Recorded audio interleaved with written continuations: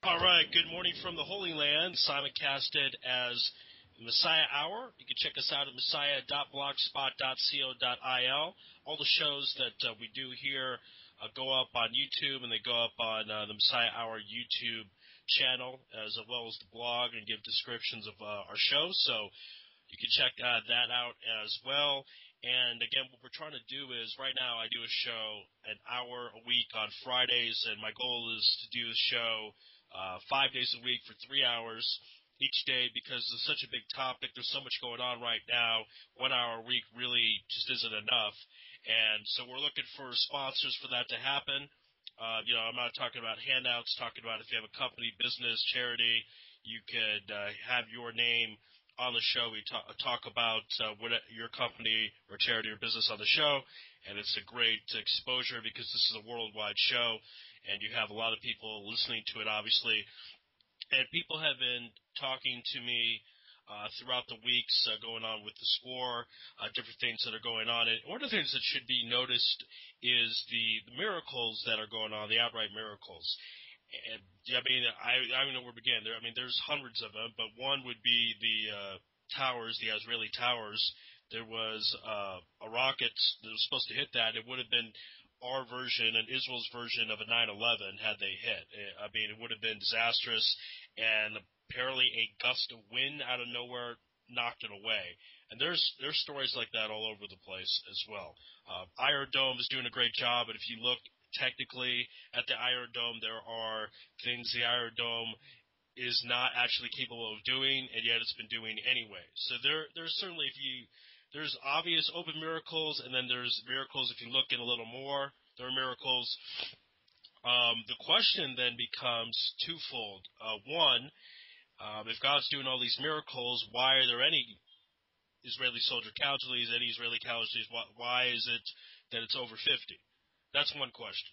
The second question, which is a little easier to answer, because the first one I don't really have an answer to. People will speculate and say the 50-plus soldiers are tzaddikim, and they serve as an atonement. It's kind of hard to know, why that is exactly. Why do good people pass away? That's one of the top probably 5 questions are in Judaism. Why do bad things happen to good people? Why do good things happen to bad people? That's almost a separate topic. I don't have a clear-cut answer. A lot of people say that it's because Olam Haba, the next world, is based on sometimes if good people suffer in this world, it serves an atonement, and then there's no suffering in the next world. People have speculations. But what I try to say in regards to God's morality, we're at best speculating.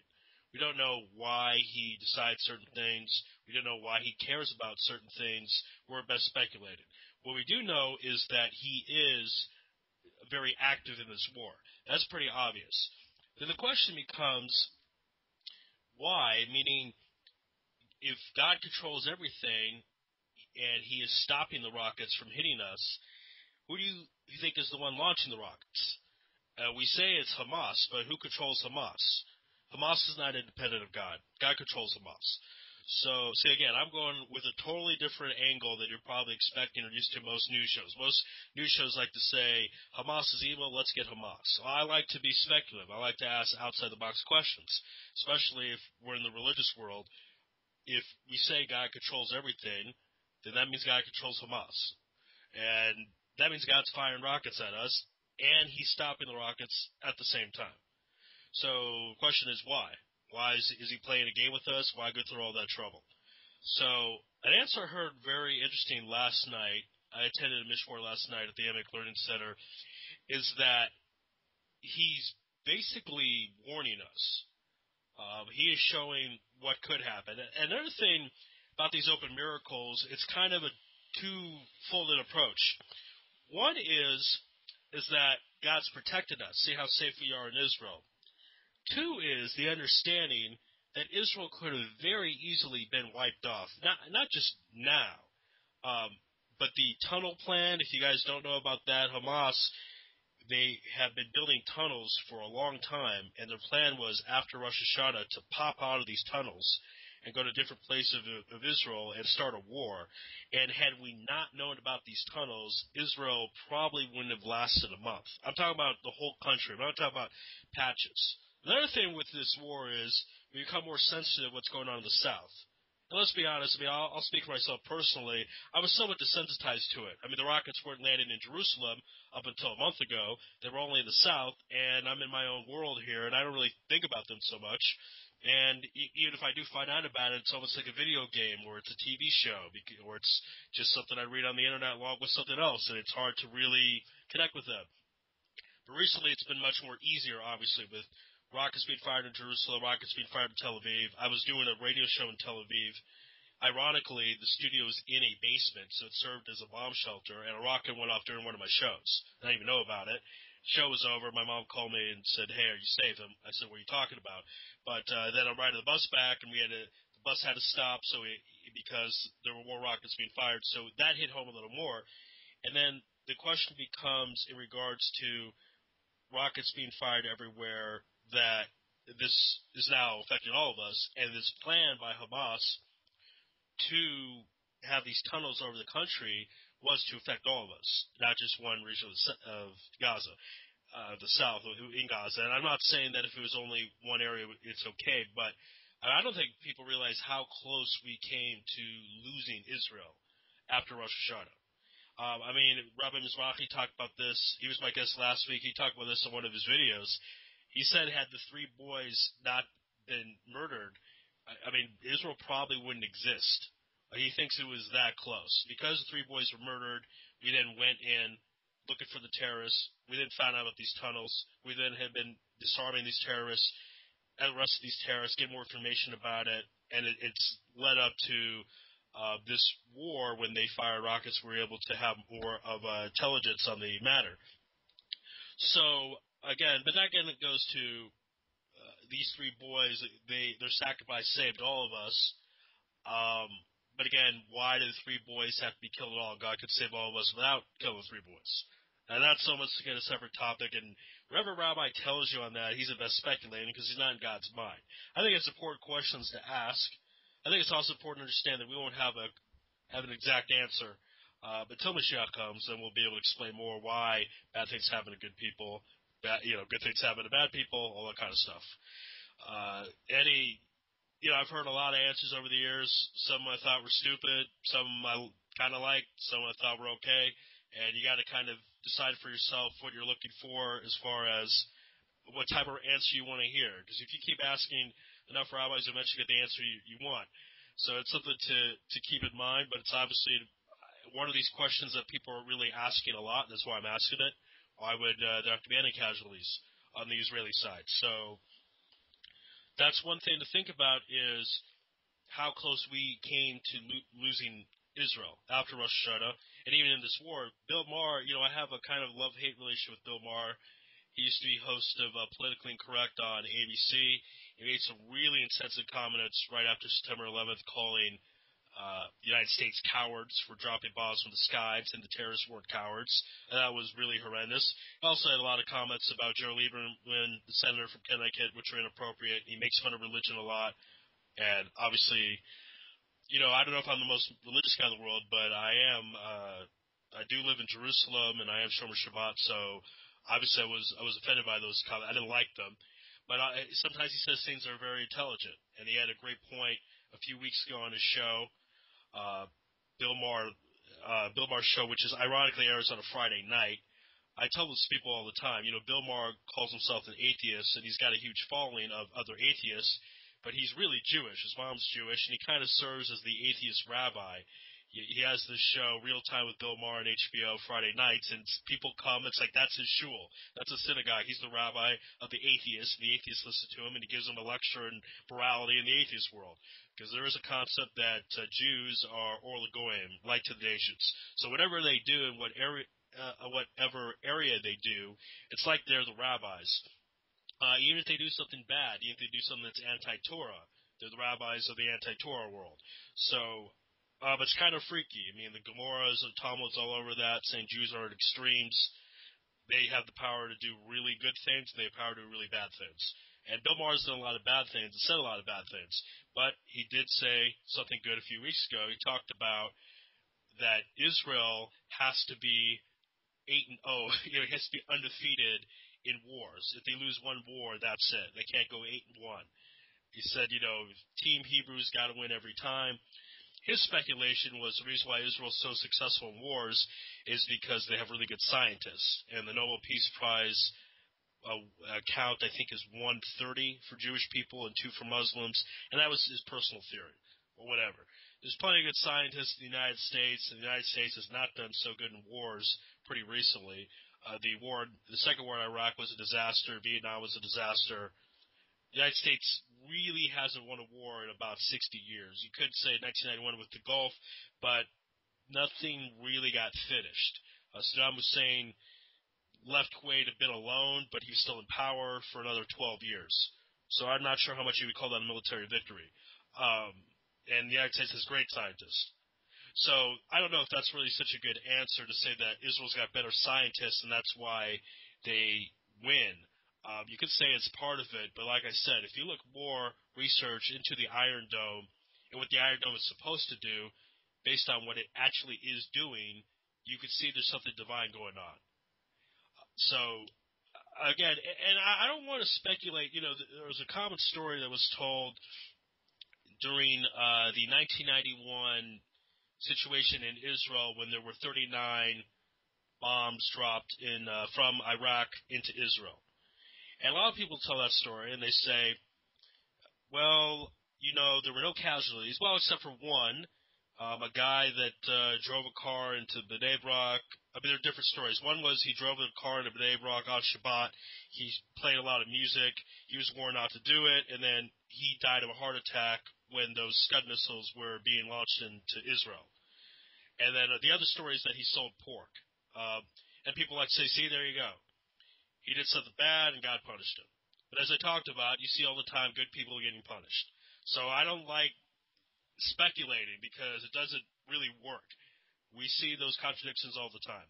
So in regards to when you see a casualty, people will use it for their own agenda. If they don't like the guy, they'll say, look, God punished him. And then if they do like the guy, they say he's a tzaddik and God took him to heaven. So one thing I want to point out is about let's not try to be God all the time. Let's not try to figure out his morality all the time. Let's try to first figure out what he's doing and what type of message he's sending us versus his personal opinion. And the message he's sending us is that there is potential danger. There really is. I mean, we are being saved now, but that's what I was talking about with the Mishmor last night, the Emic Learning Center, is that this could be a warning for something much, much bigger. I mean, as crazy as this sounds, this is nothing to compare to what really could happen. I mean, even one Israeli casualty is one too many. But to have 50 is not a big number compared to millions, which what would have happened had Hamas had those tunnels, those secret tunnels, that somehow no one knew about, Mossad didn't know about. I find that very fascinating, and almost give Hamas credit, as weird as that sounds, that I think people think that they're a bunch of barbarians living in caves, and they're not astute, they're not sophisticated. This is a terrorist machine with billions and billions of dollars running it, behind it. Their whole purpose is to destroy us. It's their whole focus. And I said to a friend of mine, I said, I can't believe they spent all this money on tunnels and weapons and all this time just to try to kill us, when they could have spent that money on trying to help their people. So it's sad, but that is, again, the reality. That's their whole goal. And this is a machine. This is not, the IDF makes it look easy. God makes it look easy. But this is a well-oiled machine with a lot of power behind it, and a lot of world support for some reason, and also people not acknowledging that they're terrorists, which has occurred from time to time as well, and I don't understand that at all. I heard a really dumb explanation of the Young Turks show, which is one of the more popular YouTube shows. I got to give them credit for that. They've had a billion watchers, if you want, on YouTube. And they're saying, well, terrorism is a weird word. I mean, what do we say is terrorism? Terrorism is killing civilians. The United States kills civilians. Israel kills civilians. Yes, but that's not their target. Israel doesn't want to kill civilians. Israel wants to kill terrorists. And then you have casualties of war where they do kill civilians. If Israel bombs a storage area where the terrorists have weapons, and as a result they end up killing a civilian, that's not their target. As opposed to Hamas, where their target are civilians. The more Israeli civilians they kill, the better for them. So that's a stupid argument from the Young Turks or anyone else that wants to equal what Hamas does with what Israel does or what the United States does. I will say that Israel is better than the United States in terms of not trying to kill civilians. The U.S. does not care. I mean, they don't want to do it, but if they do it, they're going to not think about it too much. They'll sleep at night, in general. Israel tries to actually go out of their way, and as a result, more soldiers have died from that than had we not been concerned so much about it. So that's certainly something to think about. The idea that we're equivalent to Hamas is absurd. Anyone who says that, I'm going to have to call them anti-Semitic or just pure anti-Israel. You don't want the country of Israel to exist if you really think that. You think that we're doing something wrong, like Nazi-like, if you think that's what it is. So that's pretty incompetent. If you check the facts and check what we're doing, you're going to find out that's not true. So with all of this, again, and this is a Mashiach show, talk about Mashiach's coming soon. If we see news going on, Gogo-Bago, World War III. So you have over these 50 casualties, and it's all terrible, but if Iran comes in the picture, it could be much, much worse. And the United States, with John Kerry not really supporting us, there was the phone call between President Obama and Netanyahu, which got leaked, and it was not a very positive phone call from someone that's supposed to be our top ally. Obama saying that Netanyahu and Israel were in no position to demand who are the negotiators, or to talk about who the negotiators should be for a potential ceasefire. Obama wanted Turkey, I believe. Turkey is not the biggest fan of us. The fact that Turkey would be a mediator makes no sense. Of course, funny enough to some degree, really no country could be a mediator in regards to us because it's not a fair one. So maybe Turkey is a better option, actually, now that I think about it. I don't know. But it was not a very warm phone call. And that could be part of the stage being set with Gog and Magog, and that the United States turns away from us. Obviously, God forbid they would attack us. But even if they would turn away from us, I don't think people understand how reliant Israel is on the United States. We get about $3 billion a year. That's why if people that are in the U.S. that don't like Jews or don't like Israel, that's where their complaint comes from. They say our tax-paying money, our tax dollars, are going to a bunch of Jews, and we don't like Jews. And that's where they get their gripe. They would gripe about something else anyway. But I would like to see a place and time and a world where Israel doesn't take money from anybody. Israel really shouldn't, especially biblically. Israel's supposed to be light to the nations. It should be that countries come to us and want to buy our products or technology, our systems, whatever, what have you, and then we build a global economy that way, and we're the tops. The times of King David, times of King Solomon, King David was not asking the ruler of Persia or whoever was around for money. And kissing up with them for money and having listed for money. King David did what he wanted to do. King Solomon did what he wanted to do. And that the 80-year period combined of those two kings was probably the greatest time in Jewish history. As far as global dominance, world influence, success in Israel, it was during that time. And we were pretty independent. But we still had issues with people in our country. That's another interesting thing about how some things don't change. You still have the Amalekites running around the country. King David had to deal with them. King David did go to war. King Solomon did not. But there has been a problem even during the greatest time in Jewish history. So when people say we're still in this serious galut period because we have problems with people in our own country, I would remind them to look at King David and King Solomon. I wouldn't say we're in the full Geulah that we're going to get to, but I do believe that we say the prayer for the state of Israel on Shabbat that translates into the flowering of the redemption. And that's what we've done by Jews coming here, Jews coming from all over the world come to Israel, that it's the beginning process of the flower of the redemption. And so don't say, well, it must not be because there are problems in our own country, because there's been problems in Israel even during the best times of Israel. And being independent is very key. If we didn't take $3 billion from the United States, we wouldn't have to care what John Kerry or President Obama think. But the fact of the matter is we do actually have to care what they think if we're taking their money. If a parent gives their child allowance and the child says, I'm going out, parent gets to ask, where are you going? Where are you going with my money? Yes, the United States also sends money to Palestinian territory, to Gaza. They're going to send about $70 million, I think, is what Kerry wanted to send. So it's not like they don't send it to them. But that's not an excuse for us to take money from another country when I think if we put our heads together, we wouldn't have to.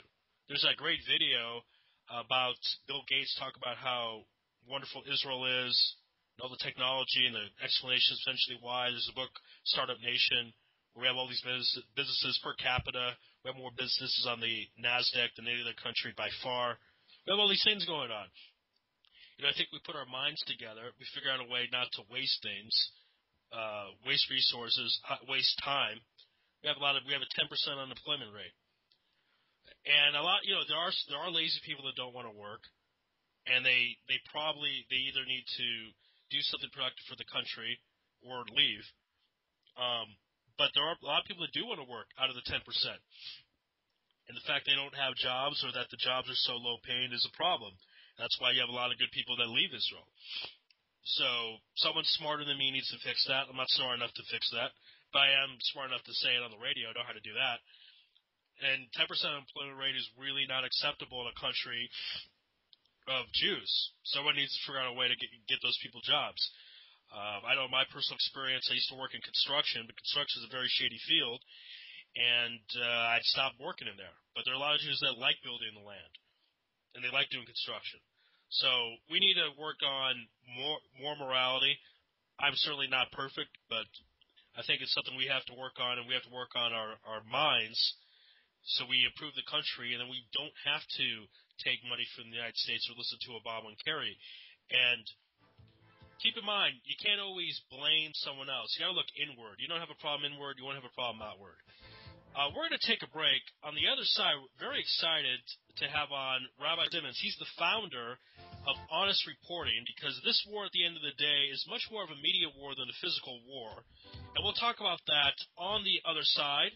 You can add me on Facebook under Ari Louis, ARILUIS. Back on the show, thank you for joining us. Beautiful Friday morning from the Holy Land, the holy city of Jerusalem. If you want to follow me on Facebook, I'm there, Ari Louis, ARILUIS. You can also email me at messiahhour@gmail.com. If you have any questions, concerns, complaints, it is a Jewish country.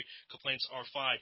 Big honor to have on our next guest. He is the founder of Honest Reporting, and he's written a great book a few years ago, David and Goliath, the explosive inside story of media bias in the Israeli-Palestinian conflict. This is very important to discuss on the show, so we're happy to bring on Rabbi Shraga Simmons. Rabbi Simmons, welcome to the program. Thank you, Ari. Now, you said something very interesting to me yesterday. You said that this is actually a media war, not a physical war, because physically Israel could destroy Gaza in a couple of seconds. That would be it. But media-wise, that's the real issue. Can you elaborate a little more about that? Well, it's not like the old days where the Mongols could go in and massacre tens of thousands of people and nobody would find out about it until months later, if ever. Now everyone with ability to record video on their phone makes it an instantaneous news cycle, and things need to be handled a lot more, let's say, diplomatically. That's for sure. And then now the question becomes, is it being handled diplomatically in a fair way with all the media outlets? Well, certainly not. There's reasons for that, many reasons for that, and I think it really splits down into two parts. There's the journalist self-interest in keeping the story going. imagine you're sitting there back in Middle America, and a journalist here has to make things interesting for those people. Now they're tired of this conflict, and they can't understand why the Israelis and the Arabs can't just get along. So really, what winds up happening is you got to keep things interesting, and it becomes a bit of a reality TV scenario where you know how that works, where there's real characters and people are really living things out, but with some skilled editing and some kind of emphasizing one thing over another, you can create a bit of a narrative which is just more interesting and dramatic and keeps the reader moving along. So in this case, the non-interesting narrative is that Israel is the dominant force, and Israel is also the justified party, and that's not so interesting. It's like a football game at halftime. If it's 47-0, you're just going to turn it off. So the media has an interest in kind of propping up the Hamas, actually, in this case, and leveling the playing field a bit. It's what we call underdogma. You know, Americans love the underdog, and in this case, it's very obvious who the underdog is. So in order to balance things out, keep things interesting, keep those people tuned in, you've got to give a little bit of in this case, a lot of emphasis to Hamas, give them the compassion and try to state their case in more forceful terms. That's what the journalists do. So in that case, it doesn't sound so anti-Semitic. It sounds more like a ratings push, a money push. But sometimes you look at things and it does look a little anti-Semitic. What percentage is it anti-Semitic? What percentage is it they're just trying to get ratings and make more money? Yeah, well, you're one step ahead of me, Ari. So I said it splits into two camps, and okay. The other camp is the anti-Semitic camp. Now, it's actually becoming more and more. It used to be when I originally started honest reporting, and there would be a case that can only be explained in terms of anti-Semitism. And when I would do such a thing, accuse a journalist or a media outlet of anti-Semitism, I mean, the pushback from them was so vociferous. I learned quickly that you really can't win that way, because it's very difficult to prove. You can't prove what's in someone's heart. And they take, it's interesting. I guess maybe there are some anti-Semites, the real extreme ones, who do so proudly. But if you're a journalist, and journalism is supposed to be the bedrock of journalism is objectivity, so that's a big insult. It's a terrible thing, and they'll push back very heavily. However, now with the justification, the righteousness, we'll call it, of each of the two sides becoming more and more apparent, as Israel is going to great lengths to prevent civilian casualties, and Hamas is going to great lengths to increase civilian casualties. So it's becoming more obvious that anyone who is favoring Hamas is taking an anti-Semitic track, and that's it's becoming a little easier, a little more obvious that there are actually the anti-Semites out there. So the playing field is shifting in that way. And sadly, some of that anti-Semitism is coming from actual Jews. The Jon Stewart report, probably at the top of the list. A lot of people have seen that on his show, The Daily Show on Comedy Central. They were appalled. And I wonder if you could talk a little more in detail just why that was so appalling, because not all of us out there are experts like you. So please tell us why in particular it was so awful. So Jon Stewart, I mean, again, I've asked people who know him and what his motivation might be, and they're also perplexed, actually. So it could be a self-hating Jewish thing. It could just be a simple ratings thing, and in order to, everybody thinks they're going to tune in, and Jon Stewart is going to be defending the Israelis because that would be the normal thing to do. So here he kind of does what comedians do. It's the shock value or the unexpected, and he starts taking an anti-Israel position, and that itself is funny. There's a certain release there, a comic release, let's say, from the tension of the fact that he's taking this opposite track. But I don't know. He'll say things very illogical. For example, not in this recent conflict, but a few months ago, he did a piece about when when Congress was trying to increase sanctions against Iran. This is after they'd agreed to the first round of negotiations. And he said, wait a second. It was sanctions that got Iran to come to the table. So what are you trying to say now? We need more sanctions to keep Iran at the table? Ha, ha, ha. And he said, that's so crazy, and everybody laughed at everything. And anyone with a third grade ability to logic things out can see, well, of course there's a reason to keep the pressure on and keep the thing moving forward. But he just turned it around, and unfortunately, I think most of his audience is not thinking deeply enough into it, and that's the message that gets across. So he'll have to answer for his position when the time comes, and at this point, it's only for his psychologist to understand what's. And speaking of Iran, 2012, you wrote, directed, produced the film The Red Line, talking about we got to do what we can to prevent Iran from getting nuclear weapons. Film had over 1 million views in a week. I still feel like people are not taking Iran seriously for some reason. A lot of us are, a lot of us are not. Just if you could say why it is absolutely crucial they don't get a nuclear weapon.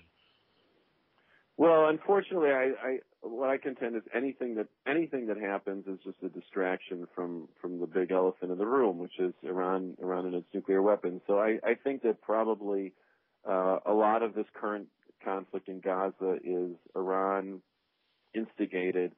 They're just buying time. Every month they're getting closer to their goal, and if the diplomatic corps of the world, whether it's, well, I don't know that I would include John Kerry in that, but whoever's out there trying to actually move things forward, and certainly the Israeli government, if their efforts and energies and attention can be distracted from the real issue, which is Iran, and we're now dealing with these lesser threat from Gaza. This is obviously something militarily we can take care of very, very easily. So I think it's an Iranian strategy to get everybody just distracted from what they're trying to do, and they're buying time from it. The interesting thing is if Hamas, now we see that Hamas is using basically all of its weaponry to hit as strongly and as powerfully and cover as wide a geographic area as possible. That we've seen. So there should be no question to us that given stronger weapons, nuclear weapons even, that Hamas and their supporters would use them, right? So people say, and I've seen this guy Joe Klein. He's a writer for Time magazine, and he goes on the talk shows in the United States and NBC and some of these, and he goes on and he claims he will insist that Iran does not want a nuclear weapon, and even if they got a nuclear weapon, they would never use the nuclear weapon, and the only reason they would ever get such a thing is as a deterrent. This is what he says, as a deterrent against American and Israeli threats. So that's a real misnomer. It's hard for me to believe that if the Iranian if their Islamic fundamentalist doctrine tells them that Israel is a cancer, it needs to be destroyed, and if they would have the means to do so, it's very difficult for me to believe that they would hesitate in doing so, and that's really the danger. See, again, and people, when I started that question, they might be thinking, Ari, why are you saying if it's a big deal if Iran has a nuclear weapon? We know what's going to happen. Well, not everyone, for some reason, wants to check reality and say that it would be disastrous and want to say they wouldn't use it, but I think that's absurd. We're going to speak with Rabbi Simmons here on Is It Prophecy on Israel National Radio, simulcast as Mashiach Hour, messiahhour.blogspot.co.il. Now, Rabbi, in addition to being an author, media specialist, you are a rabbi, and I talked about in the first segment that as bad as what is going on with this war that we've had over 50 casualties with the army, this again, as you alluded to, is very almost nothing compared to what could happen. And spiritually, is this God warning us, saying, look what could happen? you guys have got to do something, teshuva, whatever, something to make sure the real big thing doesn't happen. Do you think that Hashem is sending us a message with the current situation? Well, Hashem is always sending us messages. The world, I always try to boil down everything into what I call kind of a binary type of choice, because although things are complex, when you boil it down, drill down to it, you can really get to a point where it's a question of one versus the other. And this to me really crystallizes the Israel versus Islam. I say that everything in the world is really, bottom line, it's the Jewish set of values versus the Islamic set of values, and everyone is really lining up on one side or the other. The oil companies are making their choice; they're lining up on the Islamic side, and many fundamentalist Christians are making their choice, and they're lining up on the Jewish side, and the Jewish values are. We see this being played out on the battlefield now. The Jewish values of life. Respect for every individual, the desire for peace, which is a supreme Jewish value, and then on the other side, this whole idea of destruction and death and controlling people through power as opposed to empowering others to be the best that they can be. So it's a real. You can actually make a bit of a chart, a Islamic chart and a Jewish chart, and you see how the values that we hold so dear are really the antithesis on the other side. And that's the battle. It is a spiritual battle, and I believe that really everyone on the planet now, and that includes everyone, because ultimately this is what it's going to come down to. It is going to come down to this battle, this final kind of battle between the Jewish values and then at least Islam, and how the Christians will play into it. That kind of remains to be seen. But that is you have to get off the fence, and where do you stand? And everyone will be ultimately forced to make this choice. And obviously to us it's quite apparent where the justice is and where who's in the right. But of course there are other considerations people have with the oil wealth that the Arabs possess. That's a huge attraction for people and makes their moral decision much more difficult. So everyone will have to do that, but this is what it's coming down to, I believe. And one of the things that seems to be a different variable this time around is the United States' lack of support, if you will. President Obama chastising, chewing out Netanyahu. That phone call was released, and you have John Kerry with his comments. Some people will say, well, George W. Bush pushed for Gush Katif, and you've had other presidents do different things. They say on Passover the first night, how is this night different than any other night? How is this president different than other presidents in this regard? Are we making too much? Are we unfairly characterizing Obama as anti-Israel, or is he just as anti-Israel as other presidents? I'd be curious for your thoughts on it. Well, I don't know that Obama in his heart has a greater affinity for Islam than for the Jewish values.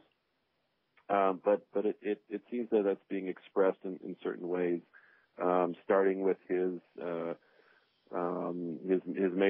beginning of his presidency, where he went to Cairo and made this open statement to Islam that he's trying to reset relations, and obviously skipping Israel during that trip. And we've seen it time and again. This is not new in this last 6 years of Obama's presidency. But George W. Bush, he had his own vision, and he believed that getting out of Gaza was the way to go. And I hope I'm not saying anything heretical here on Arutz Sheva, but there is.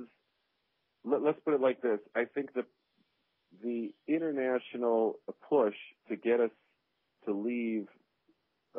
Yehuda v'Shomron would be much stronger right now if we hadn't have gotten out of Gaza, and if it hadn't become clear, obvious to everyone exactly who these quote unquote Palestinians are and what they ultimately want to do to us. So I can't say nobody, but nobody in their right mind would expect us to be withdrawing from areas that are right there in the center, the heartland of Israel, and so close to the airport in Tel Aviv, etc. So in a sense,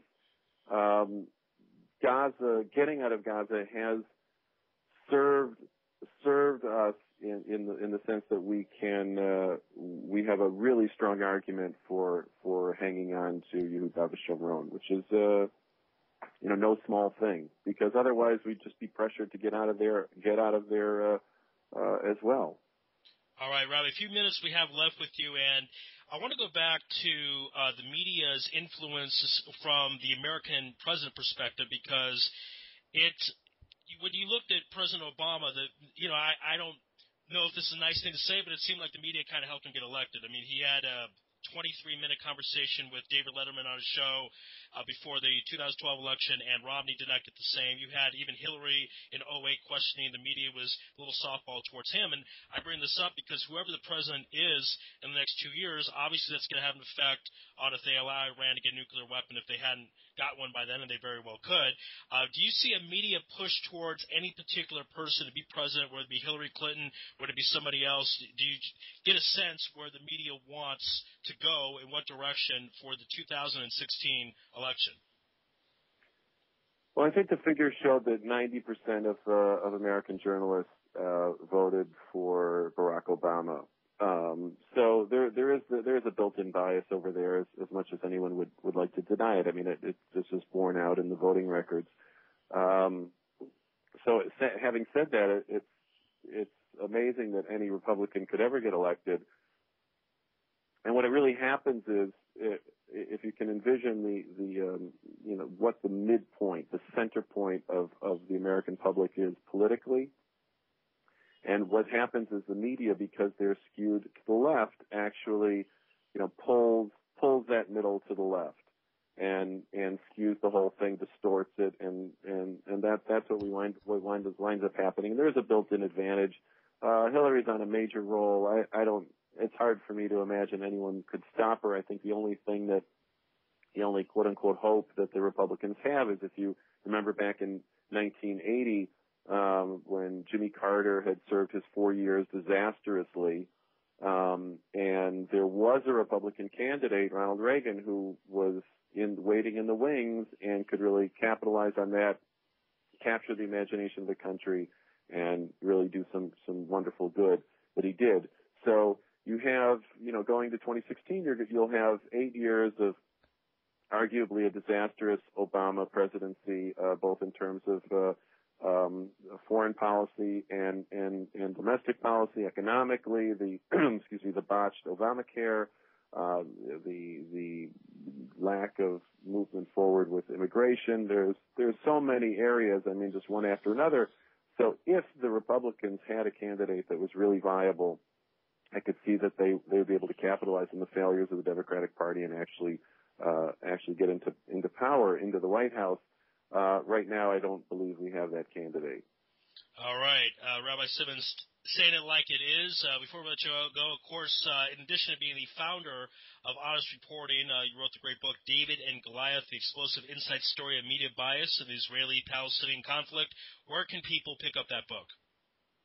Amazon will be the best place, Okay, so go to Amazon, you're listening, and get that book. Check it out, because there is certainly a media bias, and Rabbi Simmons can explain in a great deal from expertise how exactly that works. Rabbi, we thank you for your time. Thank you so much for being on the program, and Shabbat Shalom to you. To you too, Ari. Thank you. Sure, be well.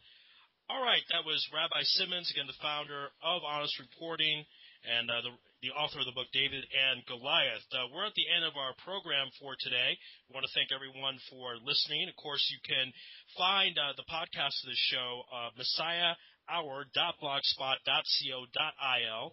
We have a couple episodes up there from previous weeks, so check that out. You can email me at messiahhour@gmail.com. Any comments, questions, concerns, complaints, whatever you want to talk about, I'm happy to read the email. If I don't like the email, I'll probably just delete it, but you can at least write the email, and I'll be happy to read it and check it out. And you can also add me on Facebook under Ari Louis, ARILOUIS. Again, thanks to Rabbi Simmons for coming on the show. Thanks for all the people chatting in today. And thank you all for listening.